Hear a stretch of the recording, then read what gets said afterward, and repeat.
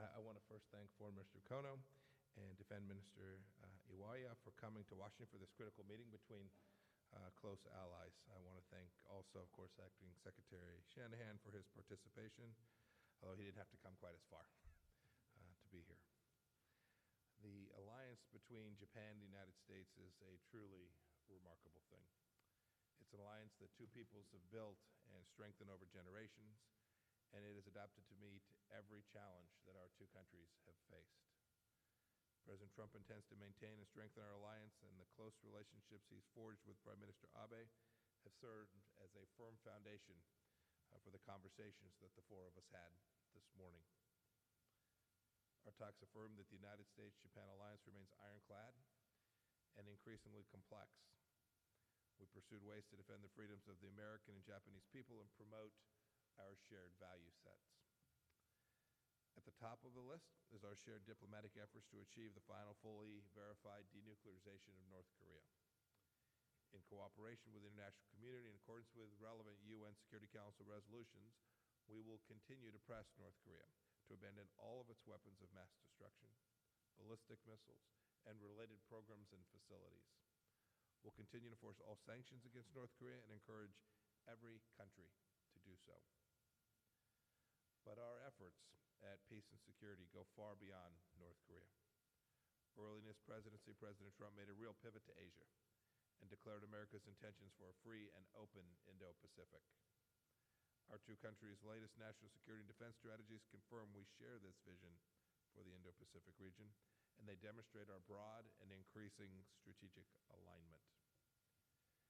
Acting Secretary Shanahan and I shared our concerns with Japan that geopolitical competition and coercive attempts to undermine international rules, norms, and institutions, especially from China, present challenges to the alliance and to continued peace, stability, and prosperity in the Indo-Pacific. To ensure security against all manner of threats, our two countries agreed on the need for a closer network of alliances and partners. The United States and Japan will continue to advance trilateral and multilateral cooperation with other regional partners, notably the Republic of Korea, Australia, India, and Southeast Asian countries. Further, on the bilateral issues of concern, the United States and Japan continue to oppose any unilateral action that seeks to undermine Japan's administration of the Senkaku Islands, and we reaffirm that Article 5 of the U.S.-Japan Security Treaty applies to those islands. We also oppose militarization and other destabilizing activities in the South China Sea and in the East China Sea. We urge all parties to fully respect legal and diplomatic processes and pursue the peaceful settlement of maritime disputes without resorting to the threat or use of force. All parties must abide by the law of the Sea Convention. Both the United States and Japan are committed to the realignment of U.S. forces in Japan in a way that improves operational readiness and deterrent capabilities while also mitigating the impact on local communities. U.S. force posture in the region will remain robust and grounded in a clear-eyed assessment of the threats. We also welcome Japan's proactive steps to boost its defense capabilities, and I'll let Acting Secretary Shanahan speak more about that matter. The United States and Japan affirmed that international law applies in cyberspace and that a cyber attack could, in certain circumstances, constitute an armed attack under Article 5 of the U.S.-Japan Security Treaty. We stress the need to work together to protect classified information, maintain technological superiority, and preserve our shared defense and economic advantages from theft and exploitation.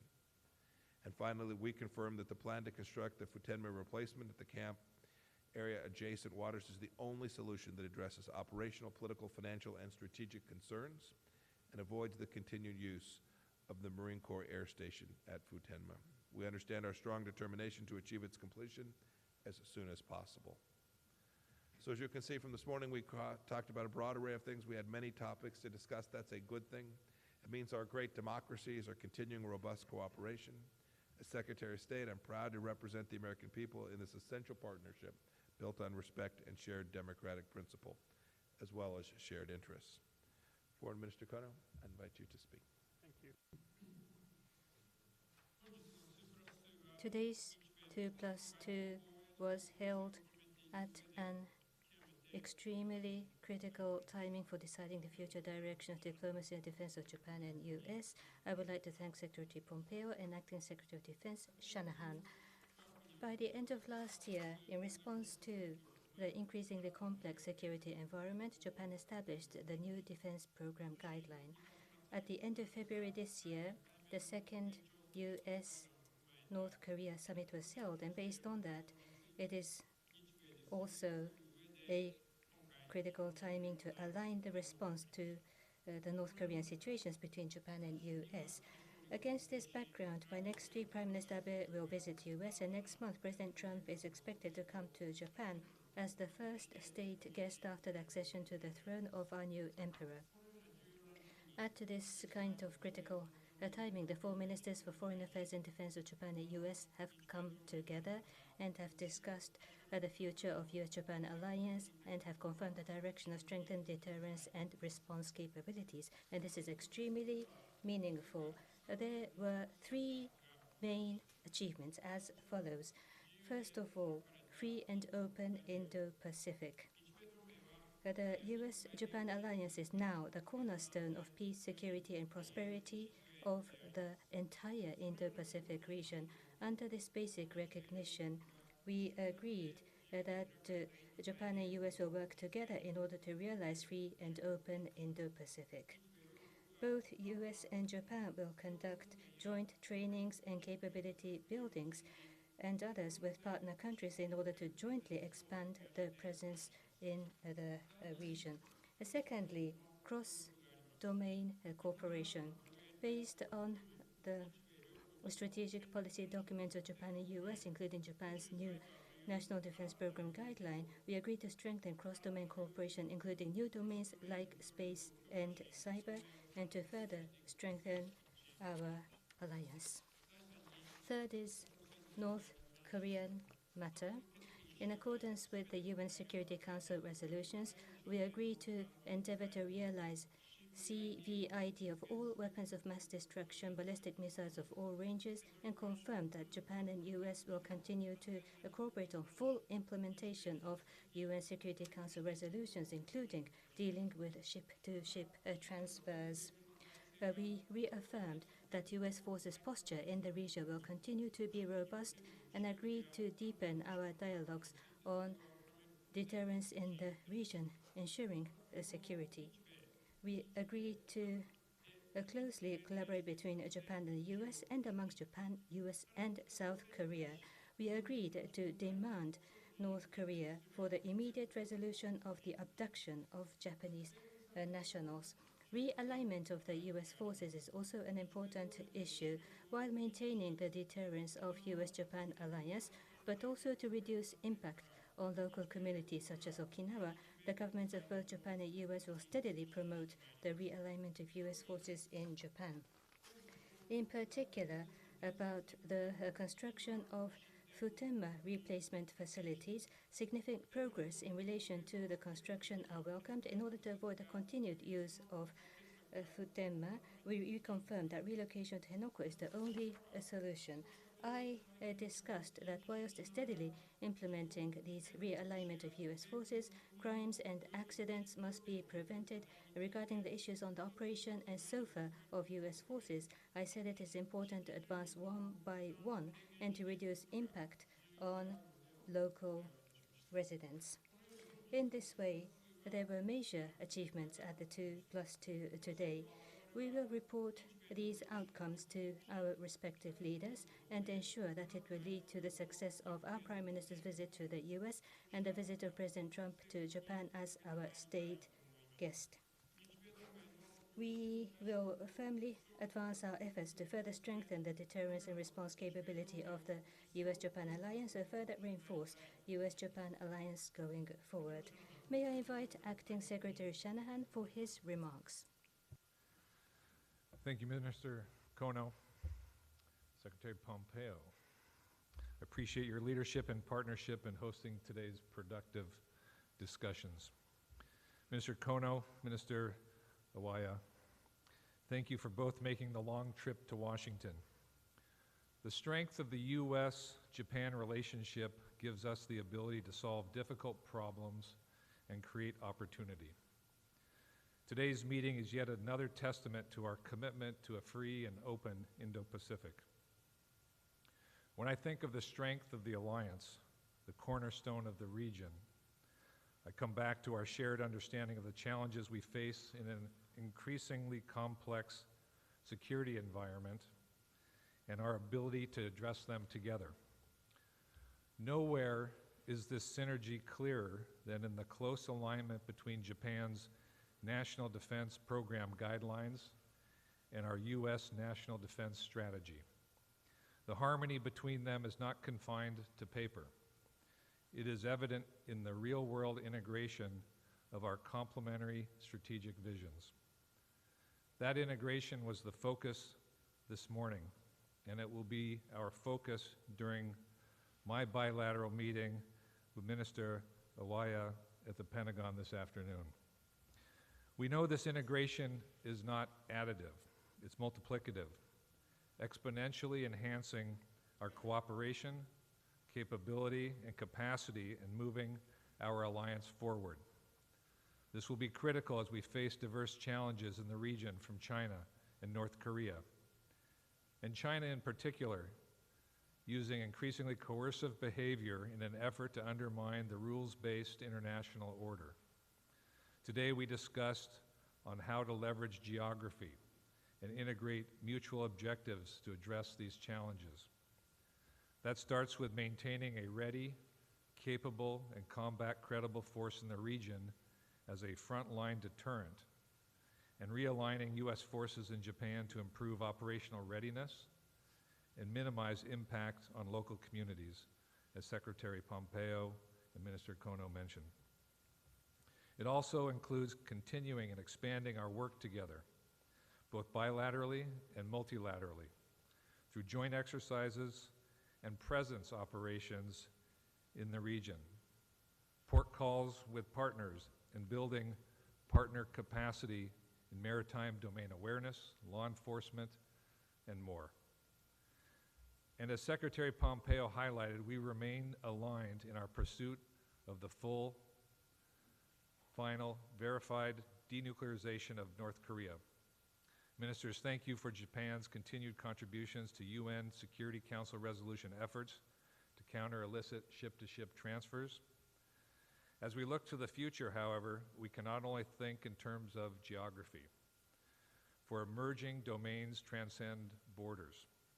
Cyberspace and outer space know no geographical bounds. In the U.S., we rely on space for almost everything, from powering our $20 trillion economy to enabling military operations. And while cyber, like space, carries enormous potential, it also is a vulnerability. These domains are absolutely critical for securing our future, and we are not sitting back while our Chinese and Russian counterparts or competitors aim to disrupt and weaponize them. These domains offer real opportunities for alliance collaboration. We are aligned in our view on this, and we are working together to adapt, integrate, and deploy capabilities faster. As we charge ahead on those fronts, we are also building capacity across all domains. We welcome and appreciate Japan's continued procurement of U.S. systems that promote interoperability, from F-35s and Aegis Ashore to V-22s and more.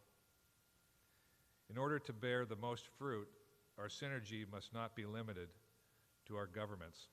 Success also requires further integration of our industrial bases and protection of critical infrastructure. Information security is at the very core of our defense relationship, and we recognize and appreciate Japan's efforts to protect its national telecommunications infrastructure from high-risk 5G companies by restricting government procurement and mandating cybersecurity standards. As we look ahead, protecting the integrity and security of our national networks and critical infrastructure cannot just be a whole of government or intergovernment effort. It must be a whole of society approach. We must remain ever vigilant on this issue, and I know we will. Mr. Kono, Mr. Oeya, I greatly value the insights you offered on these and many other topics today. Thank you for your enduring partnership and strong leadership.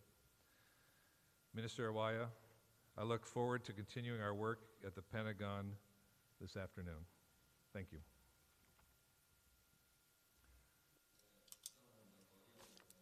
Acting Secretary Shanahan, thank you very much. First, I would like to thank the support extended by the U.S. military on the crash of SDF's F-35A last week. I am proud that two nations are of the relationship in which we can help each other in difficult times.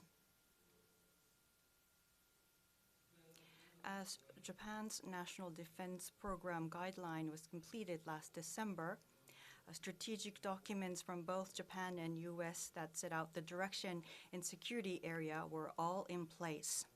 Two countries' directions are aligned, making it a unique opportunity to further evolve the U.S.-Japan alliance. At this juncture, today, four ministers responsible for foreign and defense affairs in Japan and U.S. assembled here to have meaningful discussions on Japan-U.S. alliance and its way of being and measures to enhance its deterrence and counter capabilities.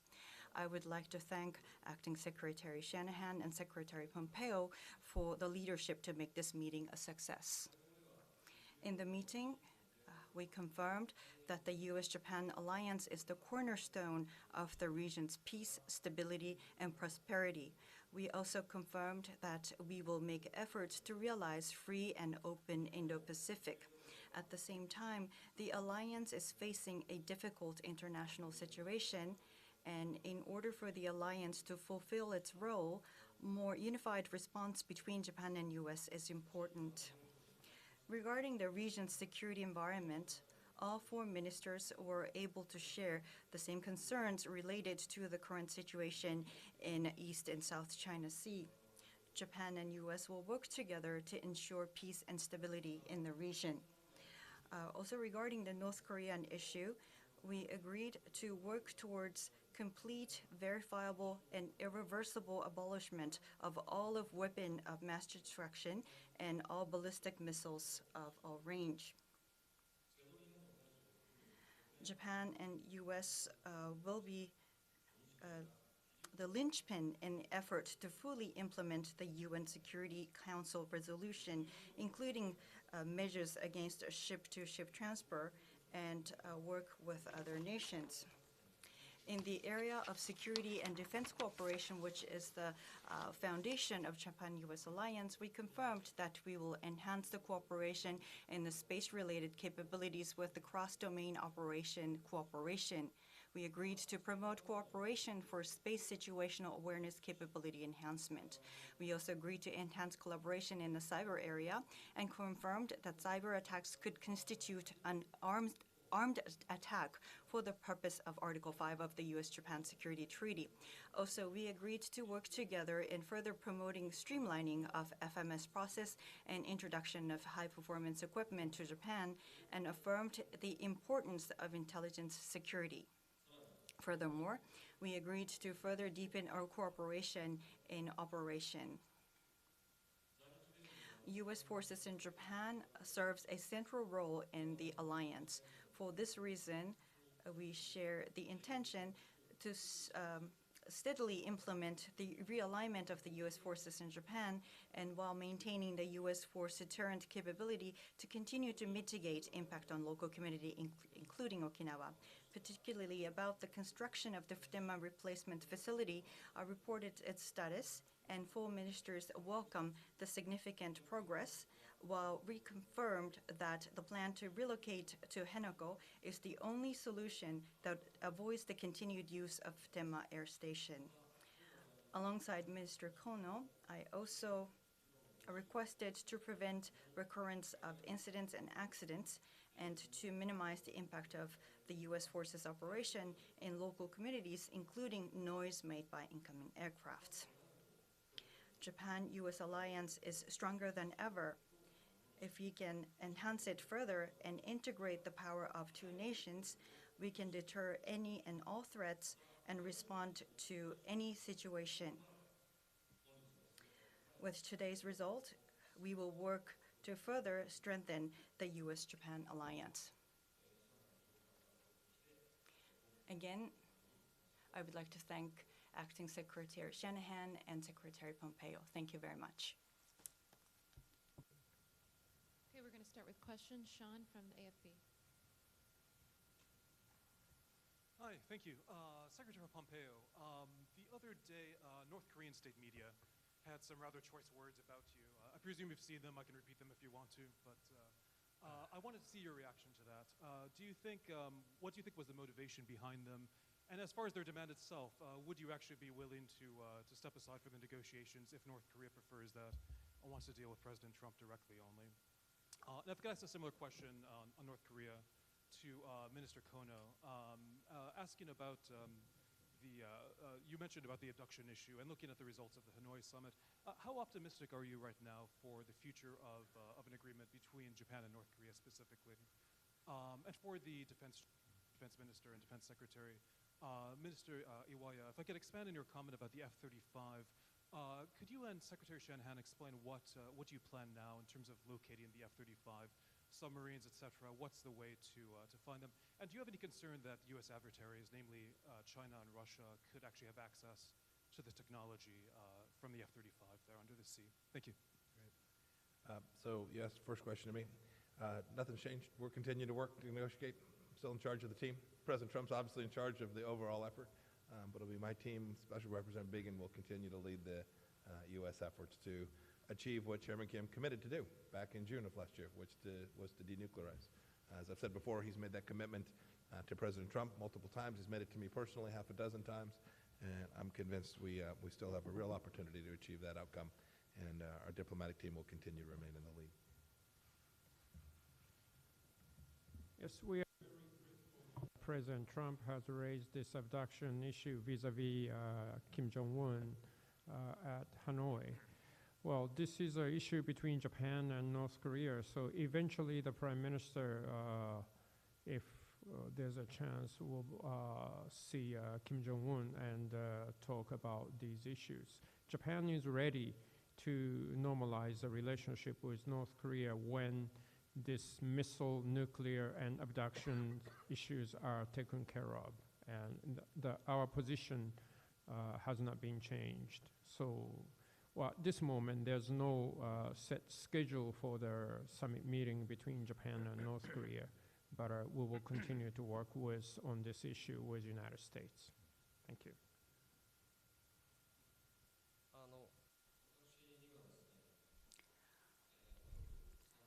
Now, the question for me was about F-35 and its accident. Since the accident, Maritime Defense Self-Defense Force and Coast Guard and U.S. military vessels and aircrafts are participating in the operation of search and rescue, and that continues today. This is a very important aircraft, so we would like to locate the aircraft as soon as we can and salvage it, pull it out. But this search and rescue and investigation that ensues, of course, Japan will lead the investigation, but we're hoping, and also it is indispensable to have the support of the U.S. So while we do that, we would like to find the root cause of the accident. I would just echo those comments and add to the fact that we are in full support of Japan's lead on the investigation, and I have full confidence that the asset that we'll recover it and the situation is being properly managed. I maybe add to your question around FMS and the current procurement situation. National Defense Program guideline that Japan has put together, we're integrating with the National Defense Strategy. And when we talk about strategy, there are three elements that we're working together, and it really formulates a set of objectives. And we're looking at aligning geography, capacity, and capability. And in terms of capacity, there's the current assets or equipment that they buy, whether it's F-35s, V-22, Aegis ashore, and the work there is aligning budgets and streamlining the FMS procurement process. Today, when we're in the Pentagon, we're going to talk more about these new domains. What can our industry, based on how we develop policy, do in the areas of cyber, space, and autonomy? Industrial base in Japan has worked closely with the American industrial base. We see this as a security opportunity and an industrial opportunity. 次に日本側のプレスから。 Mr. Niwa from Kyodo. Thank you. Niwa of Kyodo News. Minister Kono and Secretary Kono, my question is about North Korea. In addition to criticizing Secretary Pompeo, Chairman Kim is reported to have observed the launch test of a new tactic-guided weapon. Do you take it as provocation? And nuclear missile abandonment to ask North Korea, is it necessary to further strengthen the sanctions? Plus, Secretary Pompeo, in Japan, the most important issue is the abduction of Japanese nationals. In Vietnam, in the Hanoi summit, President Trump did raise the matter to Chairman Kim, but what was the reaction of Kim Jong-un? Prime Minister Abe and Kim Jong-un. Kim Jong-un is interested in direct communication.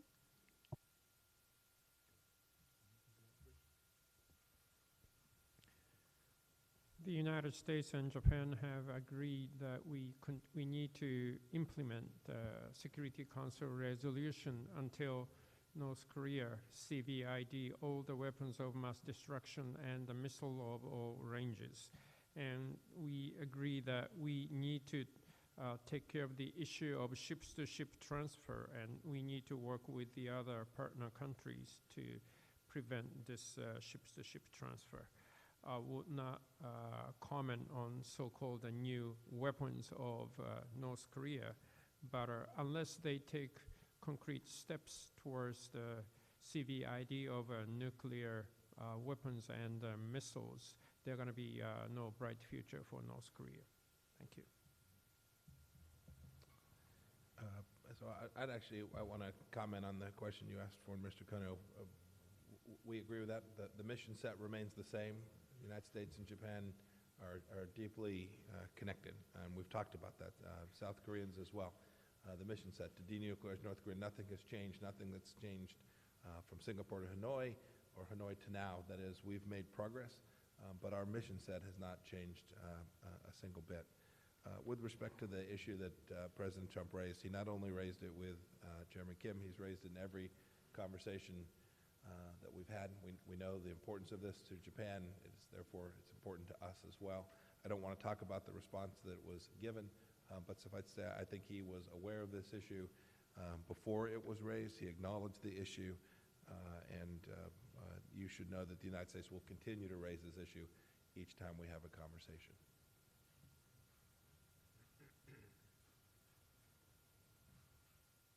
Rich Edson, Fox News. Thank you very much.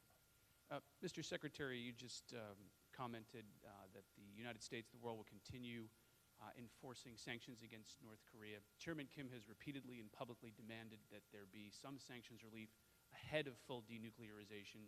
Do you think this process can continue to move forward absent the U.S. or the West giving some sanctions relief to North Korea? And also the Russian government has just commented that it's not possible that Russia interferes in the affairs of other states. Your response to that, and will you discuss the findings of the special counsel's report with the Russian government? Thank you. Oh, and also to Mr. Foreign Minister, would Japan rule out a relaxation of sanctions ahead of full denuclearization? Thank you. Yes. Your first question. Second, Russia interferes in a number of places. I've talked about it most recently in Venezuela, but their impact in Ukraine,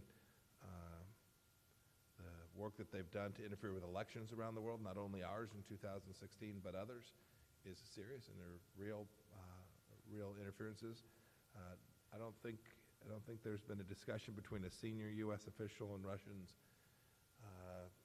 in this administration where we have not raised this issue about our concern about Russia's interference in our elections. So your third question was, when I engage with the Russians, will I raise the issues of the Mueller report? We will talk about the steadfast requirement that Russia not engage in activity that impacts the capacity of our democracy to be successful, and their interference in our election creates risk there, and we will make very clear to them this is unacceptable behavior, and as you've seen from this administration, we will take tough actions which raise the cost for Russian malign activity, and we'll continue to do that. Let me reiterate that our international community need to fully implement Security Council resolutions until North Korea CVID weapons of all the weapons of mass destruction and all the missile, no change at all. Thank you. もう一問日本側から NHK 河野記者お願いします。 Thank you. Hono from NHK. Acting Secretary Shanahan and Mr. Iwaya. While China enhances military capability, what was the significance of the agreement that you will cooperate in space and cyber new domains for the security of Japan? Especially, please tell me about the significance of the cyber attacks being covered by Security Treaty Article 5. And regarding the F-35A and host nation support, what was the specific discussion during the 2+2?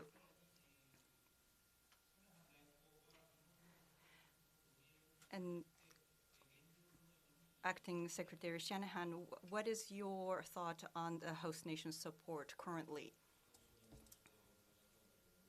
I would like to answer first. Not just China, but different countries are pursuing superiority in technologies that back up the capability in new domains, such as space and cyber and electromagnetic spectrum. So during this 2+2 meeting, we agreed that it is quite important to cooperate in the cross-domain capability building. And this alignment in our direction will be the foundation of our alliance going forward. Specifically, in the cyberspace, in the space capability cooperation, we agreed to promote cooperation in the development of deep space radar by Japan, and hosting U.S. space situational awareness SSA capability, and on Japan's quasi-zenith satellite system to improve SSA capability. Also, this is quite significant from the perspective of a stable use of space. In the cyber area, as we mentioned, there are cases where cyber attacks could constitute an armed attack for the purpose of Article 5 of U.S.-Japan Security Treaty, and we agreed on that. And this is significant from the perspective of deterrence. And regarding F-35, regarding the crash accident, I expressed gratitude for the U.S. support in the handling of the accident and requested their support as necessary in the investigation. Now, regarding the host nation support, in the discussion today, we did not discuss this topic. At this point, we have not started the next special treaty negotiation. This is something that we will continue our discussion going forward with the U.S. Good. No Well said. Let me just add a few comments. And the framing comment is this: our strategies are aligned, and we're working to take the budgets that have been put in place and execute. This is really, our discussions are less about what are the frameworks than how do we operationalize our work. The defense minister talked about some of the basic building blocks, but our multiple conversations, and this isn't the first conversation, is how do we really develop capability in the cyber and space domain, because it's an area where we're not limited by geography. And the capabilities industrially and militarily are very complementary. So later on today, we'll continue to build out the details of the execution. I would just say on the host nation agreement, we will develop something that's fair. And we've had a long history of being able to negotiate, and I expect that we'll do that well, but it'll be fair.